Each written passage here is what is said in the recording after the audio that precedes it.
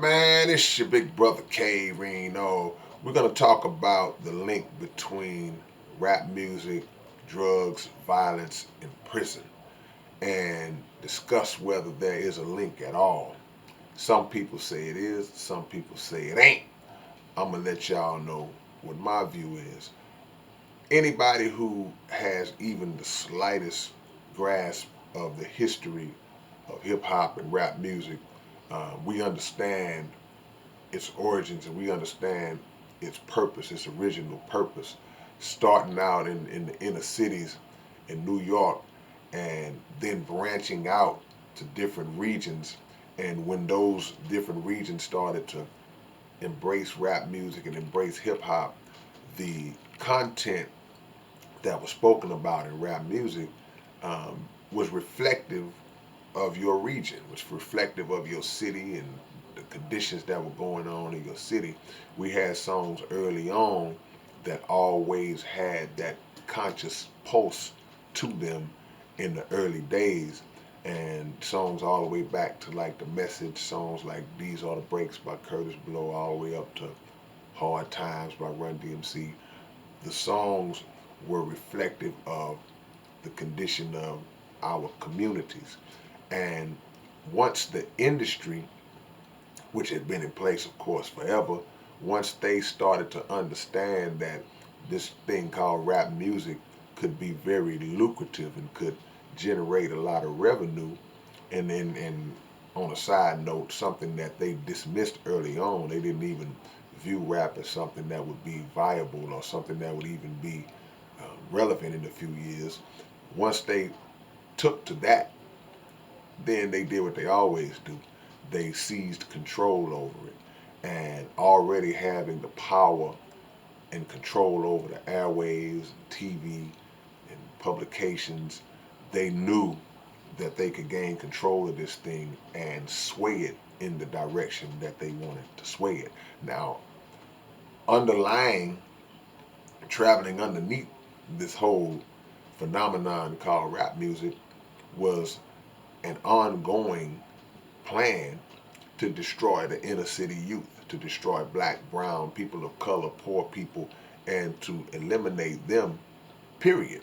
So, what better vehicle to use than this new genre that the youth have fell in love with?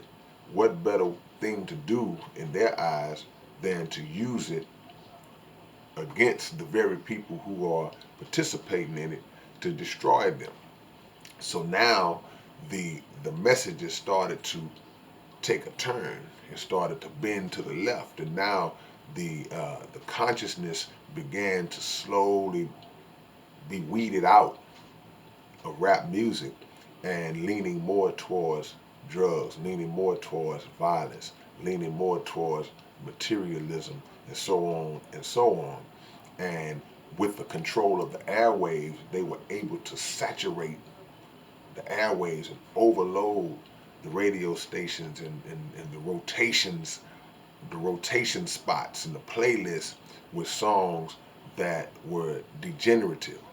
And once we start to get an overload of that type of content, then naturally our behavior starts to reflect that negativity. So it was not something that was done, something that happened by accident. It was something that was absolutely planned.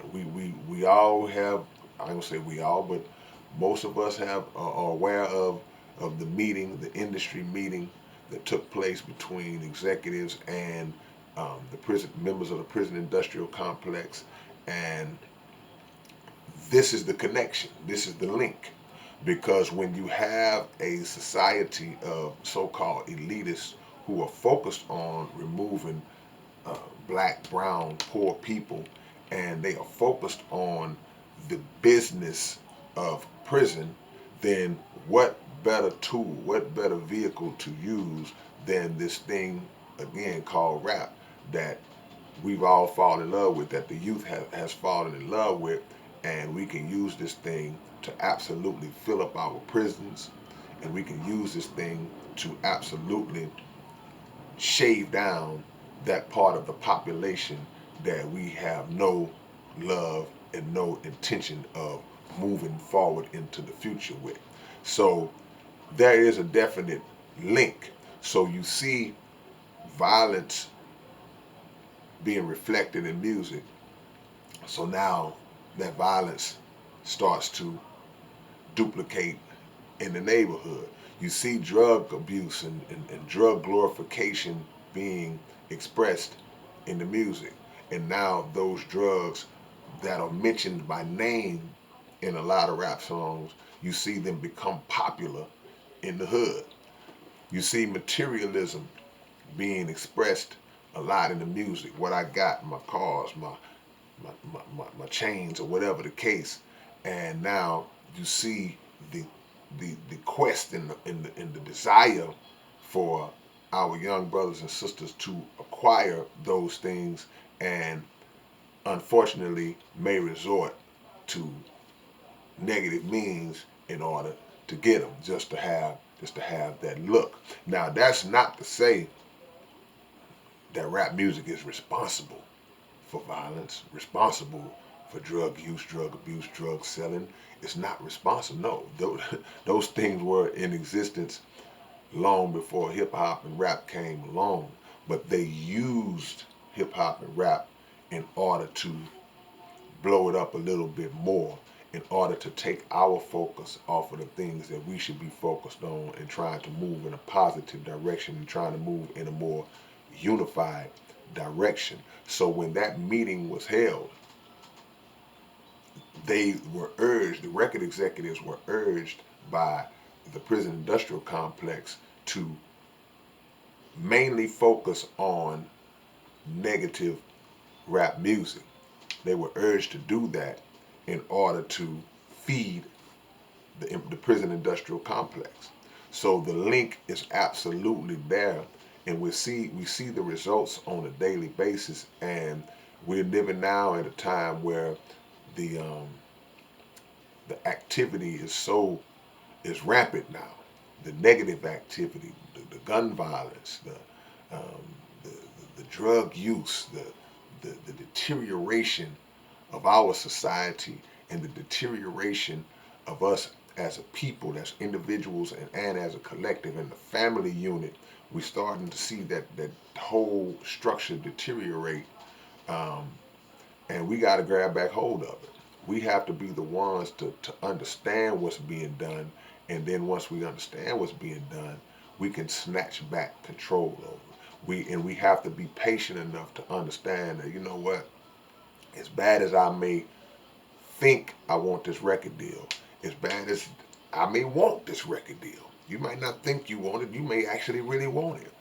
You still have to make sure that when this is presented to you, that is presented to you, and your terms are the terms that are mandatory, not the terms of a record label, not the terms of some executive and some pervert sitting up in the office, or some individuals with agendas that are set to make you destroy yourself and then replace you with somebody else who would destroy themselves, then replace them with somebody else. And it's an assembly line of destruction. And we're falling in that cycle over and over again, simply because they understand that they can just dangle a little money. They can dangle a few trinkets in front of us, and that would be just enough to make us hop on that train. So is there a link between rap, drugs, violence, and prison? In my opinion, it absolutely is, and the history proves it.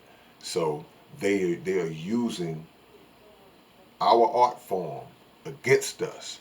They've taken our art form and reshaped it and refashioned it using their resources, because they have all of the resources in terms of the the, the radio station and the control over the outlets, even social media, the control over the outlets that are used to promote and market artists on a mass scale.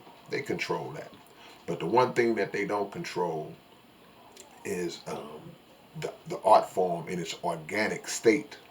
And they don't control your mind unless you hand it over to them. If you hand it over to them, or if you trade it for some money or for some material, then they'll absolutely have control over it then. So you have to make a decision as artists, and you have to make a decision as a listener as well, because there are so many people. We talk about the artists all the time, but there are so many people who, of course, love rap music and love to listen to it. So it's not just about the artists taking hits, and again, it's about the audience. You got the artist, and the audience, and there are more audience than artists, even though it seems like it's more rappers these days. And on the grand scale, our people are being affected. So leave your comments below. It's your big brother K-Rino. Tell me what y'all think about this. Do you agree, disagree, or you don't know it all? All right, and subscribe to the channel. And I'll catch y'all with another one later on. Peace.